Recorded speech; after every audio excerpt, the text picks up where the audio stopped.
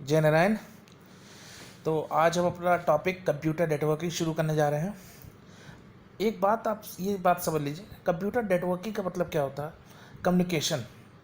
और कम्युनिकेशन से ही हम अपने सारे आइडियाज़, थॉट्स, व्यूज़ को एक जगह से दूसरी जगह पहुंचा सकते हैं थ्रू द नेटवर्क फॉर्म में। चाहे वो फ्रेंड्स का नेटवर्क हो, रिलेटिव्स का नेटवर्क हो, कलीग्स का नेटवर्क हो, क्लाइंट्स का नेटवर्क हो, किसी भी तरीके का नेटवर्क हो। कंप्यूटर नेटवर्क क्या होता है? अगर हम कंप्यूटर की टर्मिनोलॉजी में बात करें, नेटवर्क क्या होता है, तो computer network is defined as a group of two or more computer systems link together. एक से ज़्यादा कंप्यूटर सिस्टम को एक साथ जोड़ने को हम क्या कहते हैं? कंप्यूटर नेटवर्क कहते हैं। देखिए, इस तरीके का एक नेटवर्क होता है जिसमें सारे कंप्यूटर्स, प्रिंटर है, सर्वर है, स्कैनर है, दो तीन कंप्यूटर। आपने साइबर कैफ़े का एग्जांपल देख सकते हैं। एक ही प्रिंटर, एक ही स्कैनर से सारे कंप्यूटर्स कनेक्ट होते हैं और आप वहाँ से कहीं भी कमांड दीजिए तो आप यहाँ पे एक मेन कंप्यूटर पे जहाँ पे शॉपकीपर बैठता है वहाँ से आप अपना प्रिंट निकाल सकते हैं। तो ये एक नेटवर्किंग का बहुत बढ़िया एग्जांपल है। हम नेक्स्ट टॉपिक पे चलते हैं, जो हमारा नीड फॉर नेटवर्किंग है। नीड क्यों है, ज़रूरत क्यों है हमारी नेटवर्किंग की? सबसे पहले तो sharing of hardware.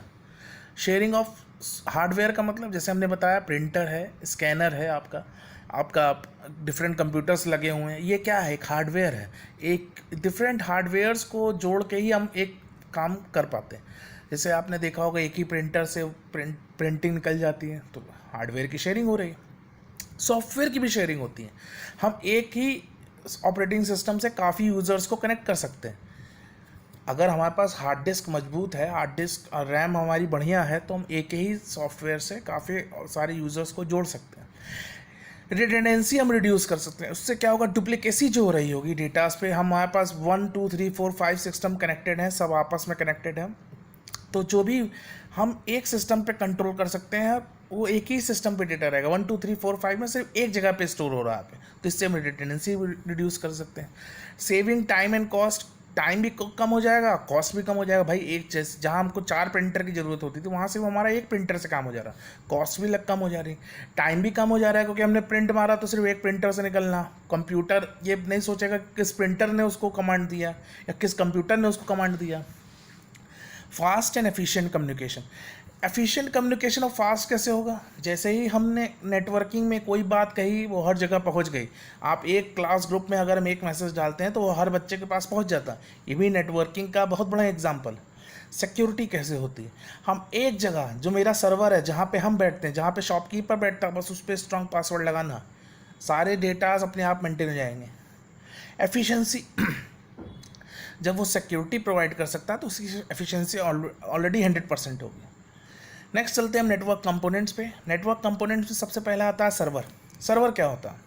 Server basic एक ऐसा कंप्यूटर हार्डवेयर है या सॉफ्टवेयर है, आप दोनों चीज़ बोल सकते हैं, जो क्लाइंट्स को सर्विसेज प्रोवाइड करता है। क्लाइंट्स क्या होते हैं? जो सर्विसेज लेते हैं। जैसे हम शॉपकीपर के पास जा रहे हैं तो शॉपकीपर सर्वर हो गया और हम उसके क्लाइंट हो गए।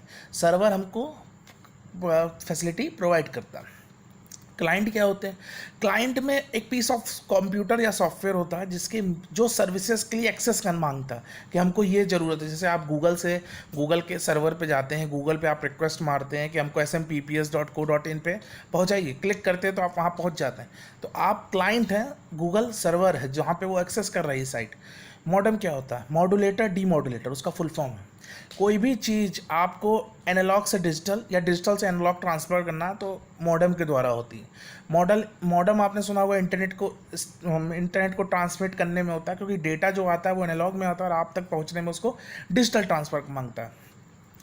नेक्स्ट आता है NIC, network interface card. Network interface card उस कार्ड को बोलते हैं जिसकी हेल्प से हम इंटरनेट या लैन को कनेक्ट कर सकते हैं अपने कंप्यूटर में। और जब भी हमें नेटवर्क से कनेक्ट होना है तो NIC हमारे कंप्यूटर में या लैपटॉप में होना बहुत ज़रूरी है। बिना NIC के हम कन्वर्ट नहीं कर सकते, बिना कनेक्ट हम नहीं हो सकते। नेक्स्ट आता है फायरवॉल। फायरवॉल क्या होता है? बेसिकली आप ये फिगर से समझ लीजिए कि एक वॉल है जो आउटर सरफेस को इनर सरफेस से कन्वर्ट रोक रही है। देखिए, बहुत सारे रेडिएशंस हो सकते हैं जो आ रहे हों, कुछ अनऑथराइज यूज़र भी आपके नेटवर्क में एक्सेस मांग रहे हों, जिसको फायरवॉल ब्लॉक करता है। ये फायरवॉल होता है। नेक्स्ट चलते हैं हम टाइप्स ऑफ नेटवर्क पे। टाइप्स ऑफ नेटवर्क में 4 टाइप्स के आते हैं। पैन आता है, लैन आता है, मैन आता है, वैन आता है। पैन क्या होता है? पैन का मतलब होता है पर्सनल एरिया नेटवर्क। इसकी जो रेंज होती है सिर्फ 10 मीटर की होती है। जैसे हम ब्लूटूथ से डेटा ट्रांसफ़र करते हैं या इंफ्रारेड इनेबल्ड डिवाइसेस से हम जो डेटा ट्रांसफ़र करते हैं, ये जो नेटवर्क्स होते हैं वो पर्सनल एरिया नेटवर्क के अंदर आते हैं। लोकल एरिया नेटवर्क, जैसे सपोज बिल्डिंग है, बिल्डिंग्स, एक building floor, second floor, third floor, fourth floor, तो इसमें अगर इंटरनेट चल रहा है तो लैन के माध्यम से चलता है। लोकल एरिया नेटवर्क जो बिल्डिंग के इनसाइड में नेटवर्क चलता है।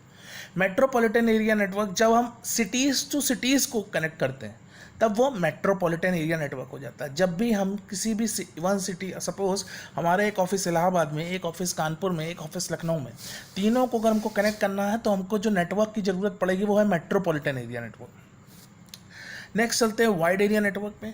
वाइड एरिया नेटवर्क मतलब जो कंट्रीज़ टू कंट्रीज़ को कनेक्ट करता है। सपोज मेरा एक ऑफिस इंडिया है, एक रशिया है, एक अमेरिका है, तीनों अलग अलग जगह पे है। तीनों को कनेक्ट करने के लिए जिस नेटवर्क की हमको ज़रूरत होगी उसका नाम वाइड एरिया नेटवर्क हम कहेंगे। नेक्स्ट चलते हैं नेटवर्क आर्किटेक्चर। ये बहुत इंपॉर्टेंट है।